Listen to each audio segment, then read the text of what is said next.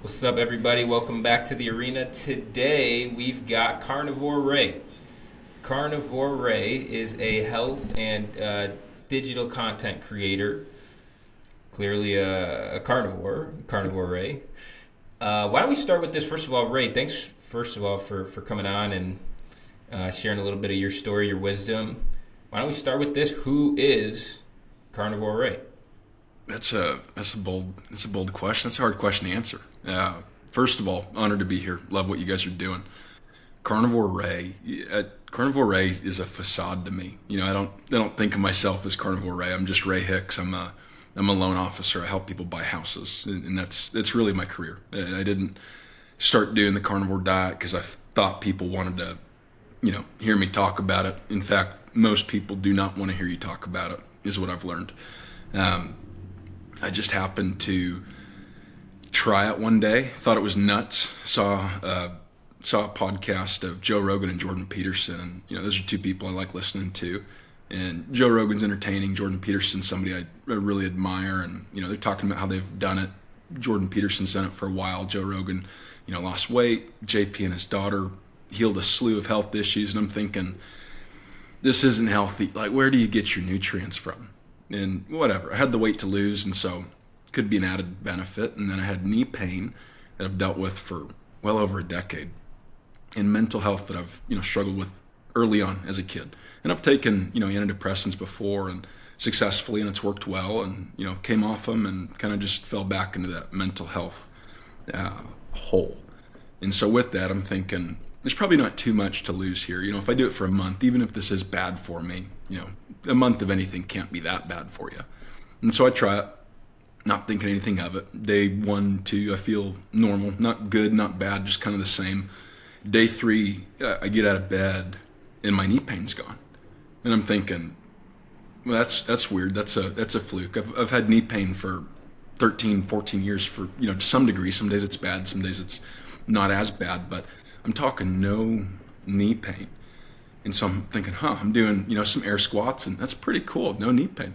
I look in the mirror, I feel skinny. I'm not skinny. I'm still, 290 pounds at this point.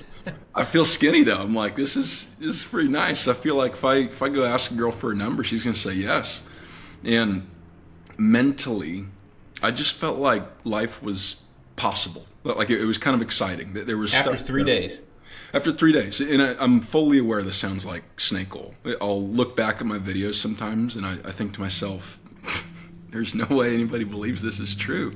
But that was my real experience, and so I kept doing it, thinking I'd cheat, have pizza and ice cream or something like that, because that's my history of dieting is do it for a day, and I just need a cheat meal after a day of dieting, and I didn't crave anything, and so fast forward to the 30-day mark, I'm down 35 pounds, which I've lost a significant amount of weight before. 35 pounds, you can lose that, but that's a lot of weight to lose in a month. It really is. And then to feel as good as I felt, I came to this conclusion. I tell myself, I got to tell somebody about this. And so I make a stupid little video, just prop my phone up on a wall and just hey, this sounds nuts. I'm doing this crazy diet. This has been my experience. I've lost 35 pounds. Knee pain's gone. Mentally, I feel like there's no issues in life. If there is an issue, I can fix it. If I can't fix it, I'm not worried about it. And yeah, just post it to my personal Instagram and then post it to TikTok, which I'm not somebody that creates content. It's just not, it's not in my wheelhouse. It's still not in my wheelhouse, believe it or not. But TikTok kind of just ran with it. People hear 35 pounds in a month, and how do I do that? And so a lot of folks had questions, and I just answered them to the best of my ability. And TikTok just kind of started growing for me. And fast forward, 6, 7 months, and I started August 1st, 2023. So end of August, I post that video. And then fast forward to February 2024, and I've got 100,000 followers on TikTok. I'm thinking, I'm famous. Like, this is wild. This is crazy. And kind of just dawns on me mid-February, hey, maybe I should share this on Instagram. And I didn't want to, bore my family and friends with carnivore. Because again, unless you're interested in carnivore, you do not want to hear about carnivore. It's like politics. It's how it feels sometimes. And I just create a new account. and I had one follower. It was me. And fast forward, we're coming up on a year, and TikTok's almost at 600,000 now, and Instagram just passed 500,000 the other day. And so it's been humbling, because again, I wouldn't consider myself an influencer, a content creator, sure, I guess by definition, but I just shared something that was really good and really impactful for me. And then in return, over the last year or so, I've seen thousands at this point heal their bodies. Not just weight loss. Weight loss is great. If you have excess weight to lose, that's awesome. Get it off you. That's going to make life so much better and easier. But people with actual diseases, ailments, issues with their body just vanishing. And it's, hey, I saw your video 6 months ago. My wife and I have been doing it.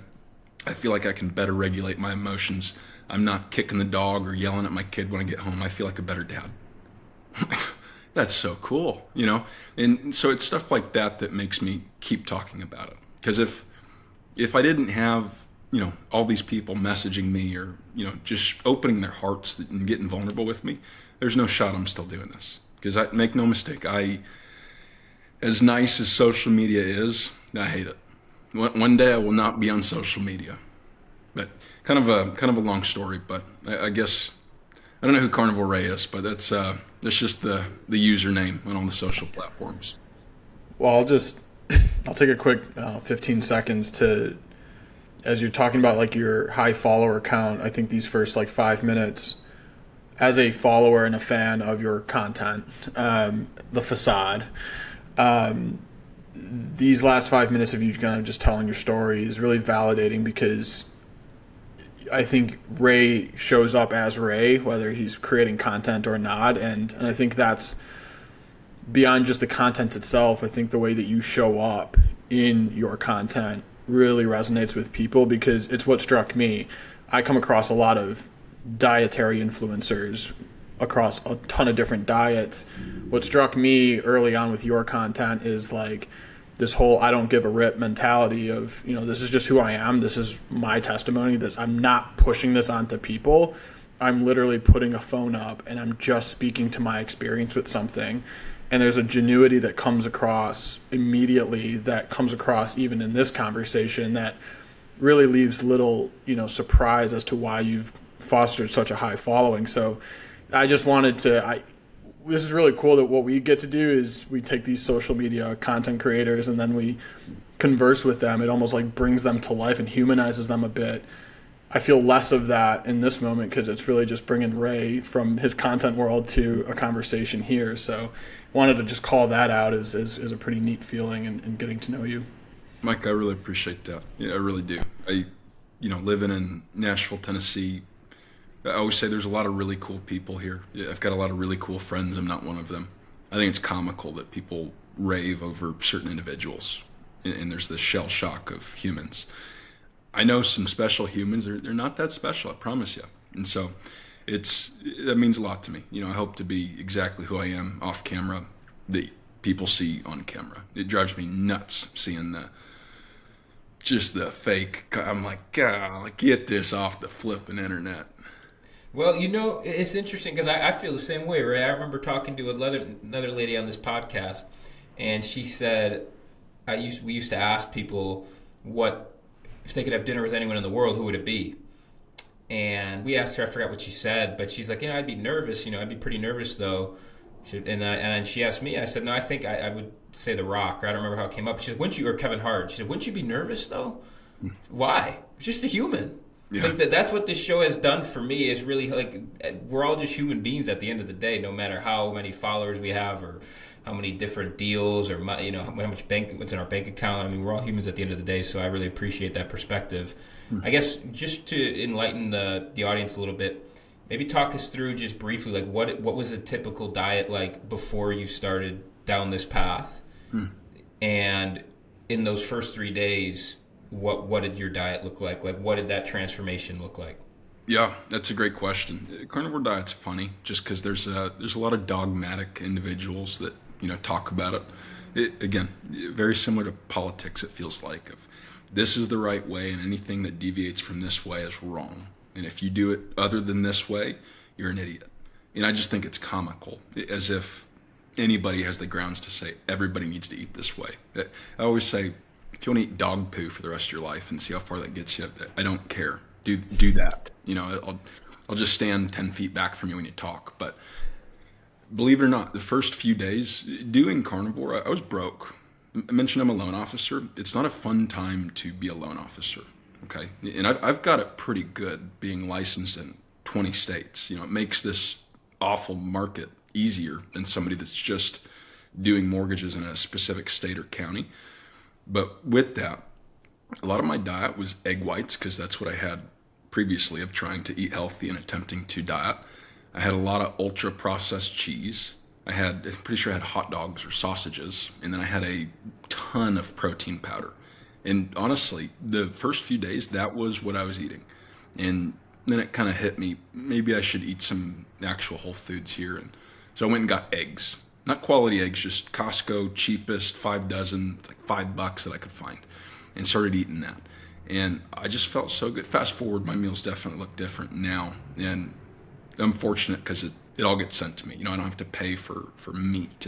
There's just wonderful farms that I work with, and they send me some of the best meat that I've ever had. And that's what my meals look like now. But if I go back to when I first started of eating, carnivore, not really carnivore, but really just a high protein, high fat diet versus now eating grass-fed and finished beef from a regenerative farm, the cream of the crop. And, if I go out to eat, I'm having really quality steak, and I don't feel any difference between those two things, which is, it's important for people to know that, because I do believe there's this big misunderstanding that, okay, if I'm going to do this, I've got to, break the bank. And that's not true. I saved money from what I used to eating out constantly, taking the cheap route or just buying cheap foods. When you're just buying cheap meat and cheap eggs, it's pretty cost effective. And so, yeah, that wasn't as pretty as it is now, but I still felt really good. So what was it before carnivore though? Like what was because we heard the weight loss story, at some point the weight gained up, and where was your lifestyle maybe at its like rock bottom, if you will? What kind of adjustment did you have to make? Yeah, that's a great question. Before starting carnivore, okay, so I guess history of weight loss. I've always been a big kid. At my heaviest, I was 315 pounds. Very strong. Used to squat over 500. I squatted over 500 when I was 16. And after football ended, I kind of just came to the conclusion, unless you're getting paid, you probably don't need to be over 300 pounds. And that's what kicked off me trying to lose weight. And I did it very successfully. I did it following a whole foods diet, 40% carbs, 40% protein, and 20% fat, and killing myself in the gym, and got all the way down to 212 pounds. Okay. And so lost a little over 100 pounds, and just through life and stress and just being a weak man, my comfort has always been food and nicotine. That's where my comfort is. I've been able to kick the food. I still use nicotine religiously, but gain that weight all the way back up to 295. And this is me just eating whatever I wanted. I mean, truly, always been a big sweets guy. Love savory as well. Give me doesn't even have to be good pizza. I always say Domino's, best pizza in the world. Love it. You guys are probably cringing at that, but it's just junk food. Truly, whatever my taste buds desired, that was my diet. It was a classic standard American diet. And how much is this to the level that you've reflected and connected these dots? Like, how much of this is interconnected to some of the mental health struggles? Because I know one of the things that you talk about is mental clarity, and that's hard to measure. And we have an opportunity now to really unpack that. Like, where was your rock bottom with mentally? Where did that stem from? And ultimately, like, how did carnivore help? And what does that look like, that transformation?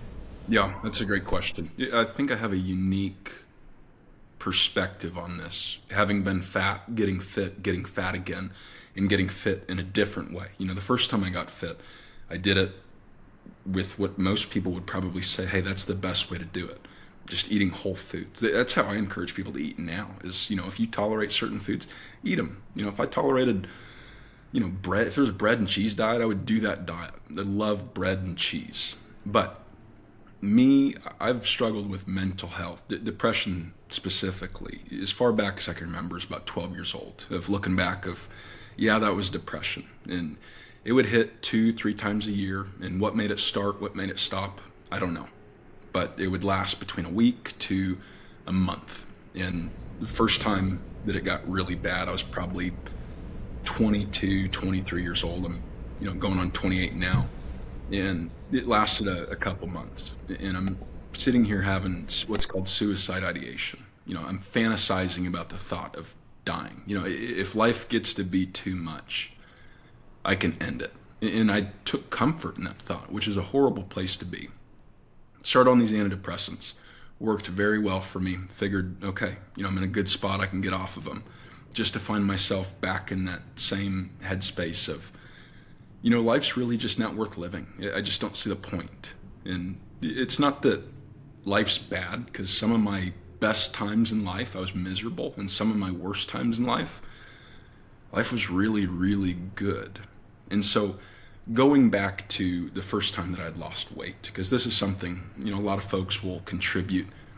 They'll say any good thing that happens from a diet, it was just the weight loss. And that can be the case, but I really don't think it is with carnivore. One, I'm not the only person on this planet that's experienced this. There's thousands of folks that have experienced this very same thing through either a carnivore diet or a ketogenic diet. And so going back to the first time I had lost that weight, I was still miserable. I was miserable. I did not want to live life. And then fast forward to still being fat, but just being a few days in, all of a sudden life's possible again. And, maybe I am on this earth for a reason. Maybe it's not all pointless. Maybe life isn't dark and gloomy. Maybe the sun does exist. And my theory, and this is just a theory of mine, but I think testosterone played a major role in that. I had never had blood work done prior to the carnivore diet. I've had it done a few times now, but before carnivore, it was never a thing that I checked. And the first time that I had my blood work done, it was a year into the carnivore diet. Testosterone was around 800, mid 800s, which is, I'm content with that. Was hoping for the thousands, but we'll take what we can get. My theory is that I wonder if I've kind of always had low testosterone. It's a massive issue that we face in our world today. And that's a big reason that a lot of men just struggle feeling like a man, unfortunately. And seeing that so, quote unquote high, at least for today's age, I'm wondering if my testosterone increased. And I wonder if that's what allowed me to start feeling like a human being should feel. Does that make sense?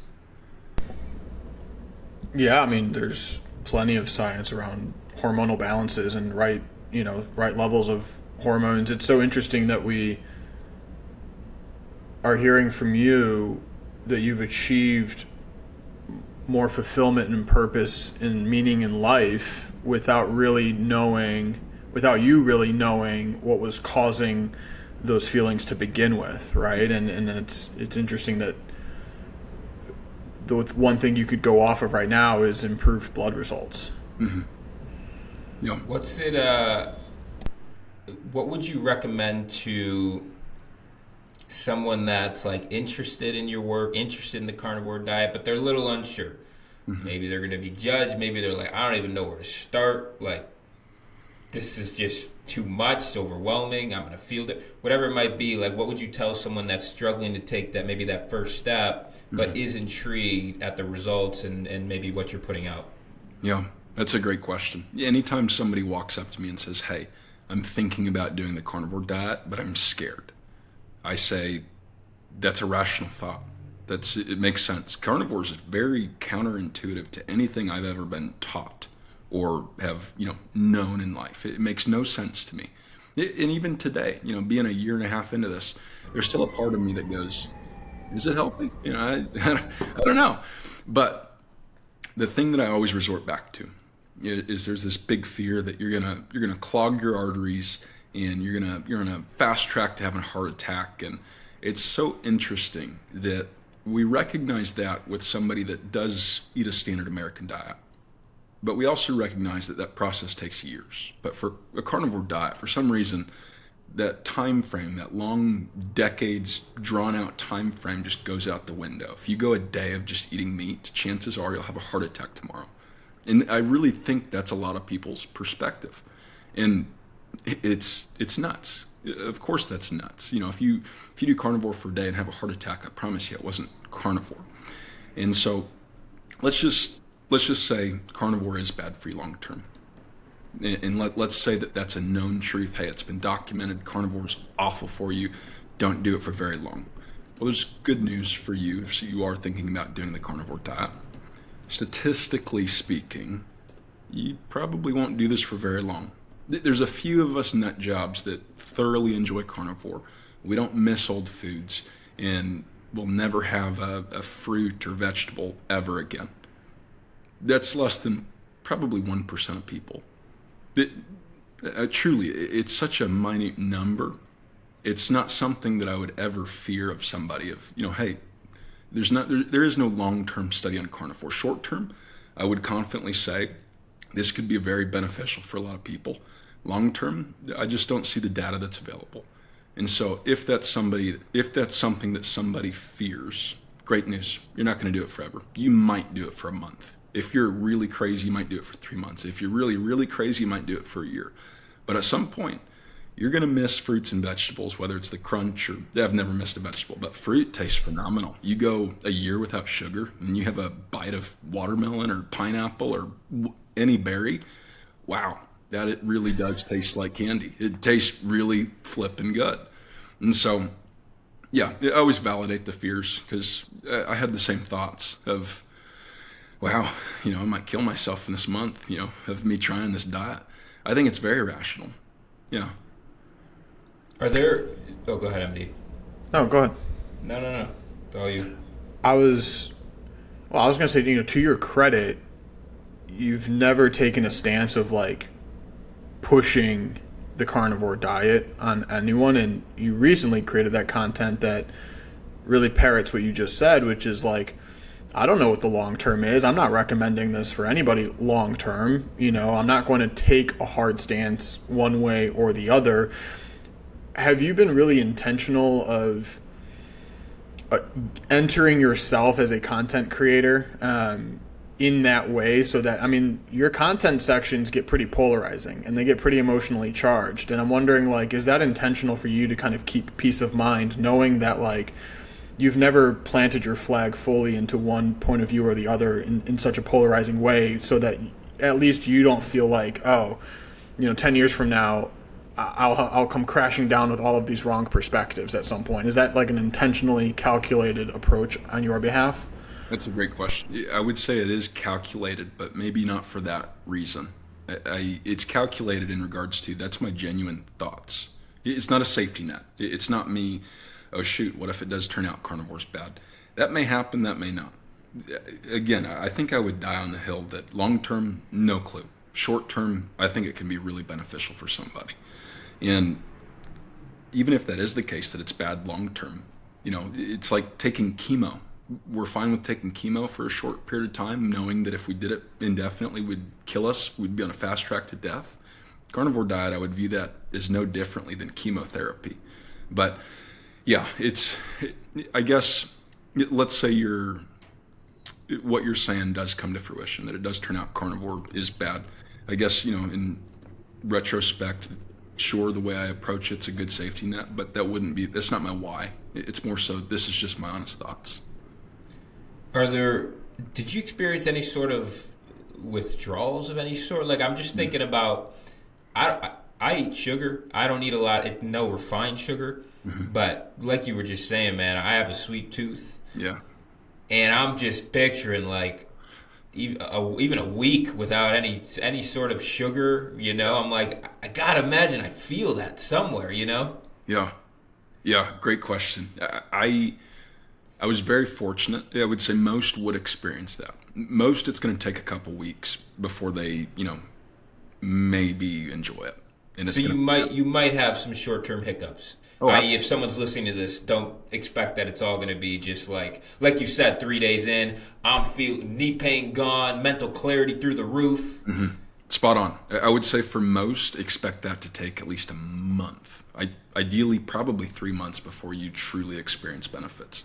There's a handful of us that are super lucky, don't really have any bad experiences. There's a lot of experiences that somebody might have initially that are bad. For instance, for me, something that I did experience within that by that third day didn't work out the first 2 days, not because I intended not to. I just I was just lazy. But at the gym, I feel my heart palpitating. It's fluttering. And I remember thinking to myself, everybody's right, I'm gonna die. Like this, I'm having a heart attack. And I start doing research, how quickly do you die on the carnivore diet? And it turns out it's just I need some electrolytes. It's very easy to get dehydrated without carbs. And so I pounding water, which I drink a ton of water already. At minimum, I'll probably go through 1.5 gallons a day. And I'm just a camel. I just love water. I've always been that way. And on a strong day, I might go up to 2 gallons. Not thinking about it. It's not intentional. I just love pounding water. Well, with no carbs, you're just on a fast track to dehydration, unless you are using an ample amount of salt, which most people think they're using a lot of salt in carnivore. You need a lot of salt, probably more than what the average person's used to consuming. And so finding an electrolyte for me, Element is something I've enjoyed, and then Redmond's Relight is the other one that I use a lot, and those have been great for me. But yeah, there's absolutely negative experiences that someone might experience on a carnivore diet. And then what's been like the best story that you said you get tons of messages from people that are going through this journey. Like, what's been the most, I guess, what's been the craziest story that you've heard? Mm-hmm. And what's been like the best story, maybe most heartwarming story? Yeah, that's a great story. I think that's a great question. I would say craziest, best story is going to be anybody that has an autoimmune issue or a disease, or there's a million of them, but a couple common ones: Hashimoto's, or eczema, or PCOS, or those would say be the top 3 that I see success stories from folks. Seeing that vanish of, hey, I've dealt with this for a decade and nothing's helped. And there's been many years that I've just been like, I cry myself to sleep, and it's just awful, and I just can't stand it. Eczema especially, I'm blanking on his name. There's a guy with just horrendous eczema. He looked like a walking scab. And I'm not being mean, I'm being just, he looked just like an open wound. His whole body, that's how he looked. And I think his was relatively quickly. I think it was within 6 months. His skin was like porcelain. It was like glass. It was just an ideal person's skin, not just face, but just his body. That's pretty remarkable. For me, I would say what's been the most heartwarming one. I wouldn't say a particular story. I just love people. I love family. 2 of my biggest desires in life is to have a wife and to have kids, to love them both unconditionally, provide them a life that they've never dreamed of. I think this world greatly lacks great men and great women. I think a lot of people suck. I think they're trying their best, but I think a lot of people suck, and myself included. I don't think I'm the poster child of how everybody ought to be. But with that, just hearing that people are able to feel like a normal human being, they don't have joint pain or back pain or, acid reflux, or they don't feel like a slug after they eat, and they're able to better regulate their emotions and just be what I think really should be normal. I don't think joint pain and back pain and acid reflux, I don't think that's normal. I think people have classified it as normal, this just comes with age. I'm approaching 30, knees are just a little bit creaky, as if that's ever been normal, except probably now. Seeing people live a life that's truly good, and seeing them have that desire re-sparked in them of, I'm going to be the best man that I can be, or I'm going to be the best woman that I can be for my husband or my wife or my kids, and that just wrecks me. Because I love people, and that's what I want. That's how I want others to experience life. And so, yeah, it just gets to me. If I'm ever feeling down, I look at the DMs. If I'm feeling down, I don't go to the comments. Yeah, you know, you, you stay away from the comments. What's that like to have such a polarizing just perspectives in your feed, literally on commenting on your reels, on your posts? How have you, has it ever gotten to you, and how is your relationship with social media, with those types of people, call them haters, whatever you want to call them, how has it evolved, if at all? Yeah. Oh, there's definitely been times it's gotten to me. In fact, last year in August, there was a good month where I just felt defeated.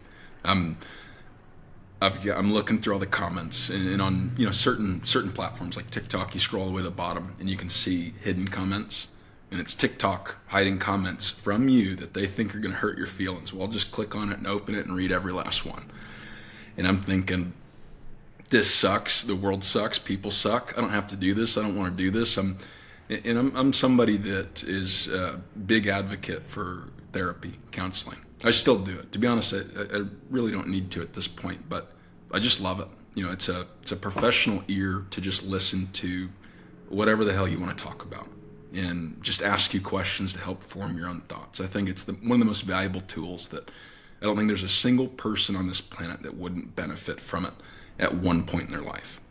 And so I'm talking to my therapist, Tanisha. She's wonderful. And I'm telling her this. I'm like, these people suck, and I don't give a rip about them. This is awful. I'm quitting. And she goes, well, hold on. Why did you start posting about it? Like, that wasn't my goal. I didn't mean to. And she goes, well, why did you keep posting about it? And it was the stories that people share with me. I saw your video 3 months ago, and lost 20 pounds of fat that I haven't been able to lose in a decade. I feel better than I did in my 20s, and that's why I kept posting about it. She goes, okay, we'll focus on that. And so a practical tool that I started implementing is when I post a video, I'll refresh it for the first 5-10 minutes and reply. Apart from that, I just don't look at comments. There's probably a million videos duetting me on TikTok or Instagram saying that I'm Satan or the spawn of him that I'll never see. And ignorance truly is bliss. I love it. It's great. After implementing that practical step, life's great. Because another thing too, the internet's just, there are trolls. There are haters. Bots are a real thing. I would say maybe 2-3 times a day when I'm out in public, somebody will come up to me and go, are you that carnivore guy? And hi, I'm Ray. It's nice to meet you. They're always extremely kind. And, a handful of them, I've been able to hear testimonies in person, which is always even sweeter. I've never had somebody come up to me and say, hey, are you the carnivore guy? Well, F you. Like, people are so loud on the internet. And who knows, maybe I have had a hater seen me in public. I don't think I'm batting 1,000 that everybody that enjoys Carnivore Ray those are the only people that have seen me in public. I'm sure that at least one doesn't like me. They never said anything. Yeah, and to be fair, I'm okay with people not liking me. If I believe I'm doing something good and that causes anger or hate in somebody else's heart, good. Have fun with it. I hope I keep you up at night. That's okay. And so, yeah, I'd be lying if I said they never got to me, but they haven't gotten to me in a while. So I guess let's go into now, because you had said at one point you hate social media, and that still holds true to today, and that you want to be off of it one day. Mm-hmm. Man, how are you at peace with that? I guess, are there times where you look at this and say, I'm making such an impact that maybe I should go all in on this, and I should continue to do this, and I can make a career of this. I'm living off these sponsored farms, and I'm changing people's lives. How have you sort of come to such firm terms that Carnivore Ray is a facade, and that this isn't something that you want to put all your marbles in? Yeah, that's a great question. I guess there's two sides to that coin, because make no mistake, one day I probably will just do social media. I'm in a position that I don't have to be a loan officer, and I'm very thankful for that. I'm also in a season of life that if I wasn't working a full-time job, I would have way too much free time on my hands. I'd probably do something stupid. I don't think that's good for men. I think men ought to be busy. And to be frank, I don't know that I'd feel like a man just being a content creator. And that's just my own ignorant 2 cents. That's my opinion. But I have time. I ought to steward it well. And so I'm going to do it both. Until I'm married and have kids, there's no reason I can't do both. And so that's why I continue to do it. My ultimate goal is to one day have my own homestead. I'm nowhere near being able to do that. To have a homestead in Tennessee, at least any of the parts that I'd want to live in, I need a couple more zeros in my bank account. And yeah, I'm very far away from that. And so why not steward the time that I have now as I'm young, as I don't have kids running around or a wife that I got to please 24/7. Why not steward this time to work to that? And you are correct. That statement of social media, hating it, and there's pros and cons with everything, but it really does drive me nuts. I think if you look at all the good that's come from it and you look at all the bad, I think you can make the argument either way that it's been more bad than good, or it's been more good than bad. You can be on either side of that. I'm somebody that, me personally, my happiest times in life are when I don't have social media. I'm in a position now where it's an option, but it'd be a dumb option to take. I think that will be a hard pill to swallow someday, aiming for those goals of getting off social media entirely because of exactly what you just said. It's impacting somebody's life. And so that's something that I'll have to wrestle with. And that's more so me just kicking the can down the road. I don't have to wrestle with that just yet. I'll let myself wrestle with it in 20 years, however long it takes. What part of you, or what drives you to say, like, you don't feel being a full-time content creator, it doesn't make you a man, or where I know, and you said, Ingrid, I'm genuinely curious, like, what is your perspective around that? Because there are plenty of men that are full-time content creators, and so from your eyes, what about it says, no, this is not what I want to do, this is not ideal? Yeah, I should rephrase that. It's not that it wouldn't make somebody a man. It's that I wouldn't feel like a man doing it myself in this season of life. If I did that, and I could just do that right now, I would be wasting so much of my time. I wouldn't devote all of my time to social media. I know that I wouldn't. I would use it to play Call of Duty with buddies, or go on trips, or do things that are, quite frankly, fruitless. They're not adding to my goals in life. And so for me personally, a goal of mine in life is to steward all things well, not just finances, but my time, my health, my mental energy, and where I'm putting my energy towards. And so me giving up my current career and filling it with things that I know that I'd fill it with, to me, that would not be me being the best man that I could be. There's somebody out there that does content how I probably should, and they do it all the time. They work more hours than I do. I'm not saying they're not a man. In fact, there's going to come a day where that's probably my reality. Me switching to content creating full-time someday when I'm married with kids, that's the same version of what I'm doing right now. It's just I'm stewarding my time better. I'm being a man that would be able to be present with his wife and kids as much as possible.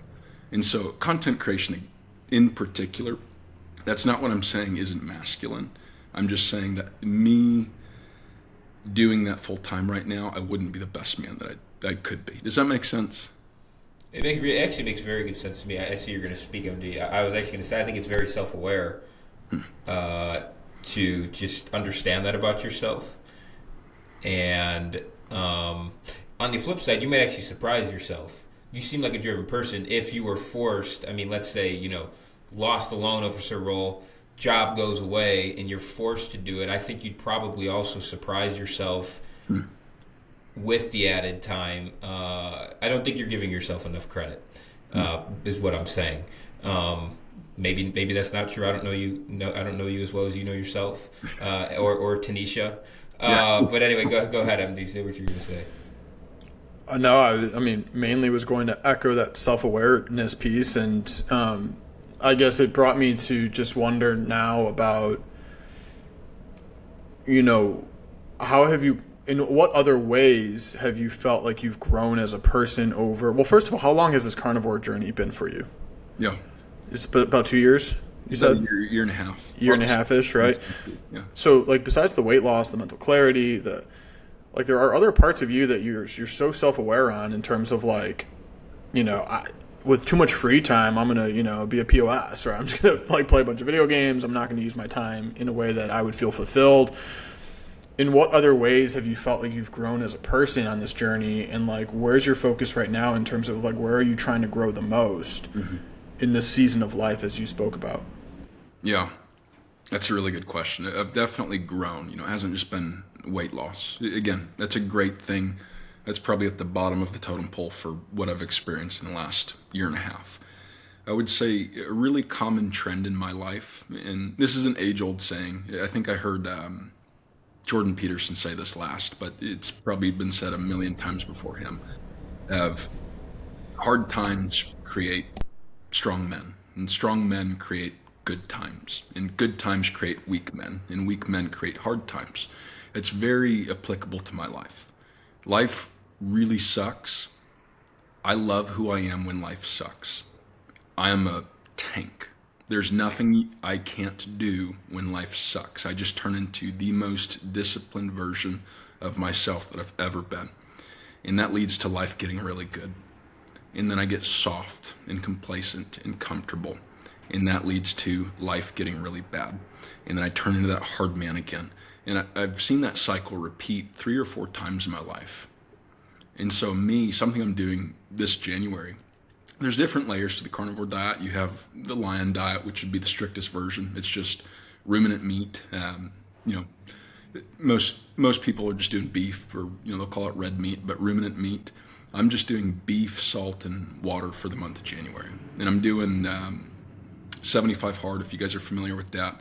I'm not doing 75 hard. I've done that before. It's great discipline builder. It sucks. I'm doing it for the month of January.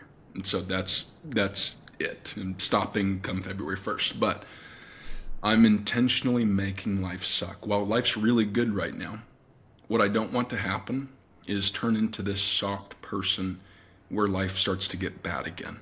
And oh shoot, I'm back up to 300 pounds, or oh shoot, I'm not performing well at my job, or oh shoot, I'm not loving my girlfriend how she ought to be loved, or I'm just not being the man that I ought to be. Because when I'm disciplined on all areas of life. Faith, family, work, all of it. I'm just dialed in. And when I'm soft, I'm just soft all around. I'm not saying that's a good thing. In fact, it's probably worse than it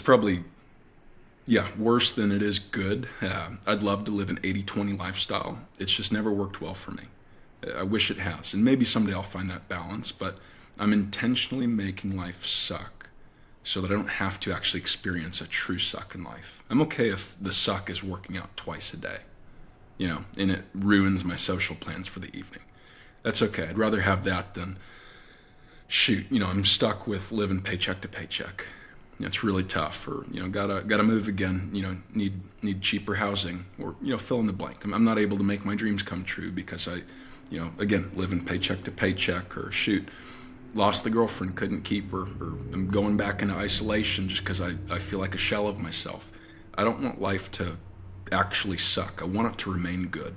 And so by creating that suck, I'm keeping myself that disciplined man that I admire. Because there's a lot of times I can look back in life and go, I really admire that version of myself. And there's a lot of times that I can look back and I can go, wow, that guy sucks. He's not a man that I'd hang out with. That's not somebody I'd call a buddy. And so I would say that would be the biggest growth factor, is being able to recognize that through the holidays. Wow, life's really good. I'm getting a little complacent. I'm getting a little soft. I'm starting to fall off. Let's make it suck and avoid life actually sucking. Does that make sense? Yeah, you like to voluntarily suffer. Yeah, it's a good way to put it. Yeah. I mean, I forgot there's a quote around it, but that's basically what it is, because life is going to be hard inevitably, and so the thought is around putting yourself through through challenging experiences that are obviously serving you, not just for the hell of it, but that are serving you so that when life does inevitably hit you with some sort of unforeseen loss or hardship, that you are more equipped to handle, adversity when it inevitably will hit you. So I think that's kind of what I heard is how I would summarize what you just said. I kind of wanted to go back really quickly to why do people hate on the carnivore diet? Like, you have to, like, what like, because it is, like you said, political, and so why do you think there are such strong, it brings out such strong emotions in other people? Yeah. Killing a lot of animals, Matt. That's, yeah. Oh, yeah, I guess that's true. I didn't think about that. Well, I mean, for some people, there's probably a million different reasons. For some people, some folk out there, that would be their reason. You got the vegans that I don't dislike vegans. I actually love their hearts. I think that's a really admirable thing. Of I'm not going to eat meat because it hurts another creature. I also don't think it's probably the best route to take, simply because massive agriculture ends up killing far more creatures than butchering a cow. But why this strikes a nerve with so many people, I don't fully know. I think there's different layers to it. It could be, I feel like more often than not, it's somebody that probably shouldn't be talking about diets or have too strong of an opinion on diets, that have the loudest, this is bad. And that sounds really rude to say, but if I'm 350 pounds and I'm telling you guys, hey, you should ease up on the meat intake, you'd probably look at me kind of sideways, like, I appreciate your thoughts, but you can keep them. I wouldn't have any leg to stand on in giving you guys health and fitness advice. You guys are both fit men. And if I'm 350 pounds, that doesn't make a whole lot of sense. I think another part of it too, with it being so controversial, there are a lot of folks out there with really good hearts and intentions that they want to help people become their best selves. And they've been at it for years. And let's say they've got a social media account that has 2,000 followers. And there's this ding-dong Carnivore Ray that's talking about an all-meat diet that's clearly opposite to anything that I've learned or studied, or the certificate that I paid a couple thousand for to get. What makes him so special? That could be the thing that strikes a nerve in somebody. It could just be, I wouldn't say there's any true malicious intent for the vast majority of people that it strikes a nerve with. I really don't think that's the case. Even healthcare providers. And that's a big one. I've had many doctors call me a buffoon, and I'm okay with it. I think that they got into the profession thinking that I'm going to help people, and what they've been taught, it's completely opposite than what I'm over here spewing out my mouth with no degree, with no true backing other than, hey, this was my experience, and thousands of others have shared their experience with me. I don't have any leg to stand on for what I talk about. And so it could be jealousy, could be genuine care for people's well-being. I don't think it is. Or I think they're dumb, to put it frank. Just if you and I have a disagreement, I was talking about this with my barber today. Let's say he thinks Pat Mahomes is the best quarterback in the league right now. And I say, no, it's Joe Burrow. And I say, hey, barber, you're an idiot. You're dumb. You're stupid. Do you agree with me? No, I would never change anybody's mind by attacking them. And so I really do think there's a few folks out there that oppose the carnivore diet that are at least presenting it smartly. Because if I wanted to change somebody's mind, it wouldn't be to attack. It would be to educate. And, what are your thoughts about that? We never change somebody's mind by simply putting them down. You might have a viral clip or, something like that, but it's just not very effective. I will say, even in my own circle, when I first started doing the carnivore diet, losing 35 pounds in that month, all my friends, what you're doing is bad. What you're doing is bad. Please just have, please have a fruit and vegetable. And, over the course of a few months, most of them flipped their tone of voice and, okay, maybe it's not that bad. I had one buddy's wife she's a nurse, and she was just adamant. It wasn't even fun being around them at this point, because she would always want to talk about it and tell me how dumb it is. And I'm like, you're bringing this up. I'm not, something that I have to challenge myself on is those that are close to you, not some faceless account on the internet, but somebody who's telling you, hey, don't do that. It really does come from a place of care. Maybe not the masses on the internet, but those that are close to you asking you not to do it or telling you that you shouldn't do it, it's just because they care about you. It's a polarizing diet. And so, yeah, I'd say that's my thoughts on that. I don't know why it strikes a nerve. We're going to wrap this up with a question we ask everybody, Ray. What are you most proud of in life? Oh, God. I'm very harsh on myself, and that's not my answer. I hold those around me to a very high standard. I hold those around me to, there's perfection and then there's right below it, and that's the standard that I hold them to. I hold myself to that standard of perfection, which is dumb because it's unachievable. I'll never be that. But anything less than that, I'm really hard on myself. I came from nothing, and I'm not here saying that I have everything. I'm definitely, the best that I've ever been. But when I look at my upbringing, very, very broken home, I faced a lot of hardship in life, and it was just a painful childhood. And through that, I very easily could have turned out a very different human than I am today. My answer is, I wouldn't say that it's necessarily something I'm proud of. I don't know if you guys are religious or not, but I believe in Jesus. I believe in God. When I look at the history of my life, I don't think there's anything that I can take credit for. There's nothing that I can say, hey, here's what I did, and here's how I made it turn out this way. I think that any good thing that's come about from my life is strictly a gift from God. And so, to an extent, there's a little bit of internal pride there. It's not something I'd ever take ownership of. There's pride in, hey, here's what God did in my life. It should not look like this, but it does. And I love it. I'm very thankful for it. Proud you made it, man. That's what an answer. Thanks. I mean that. That's not.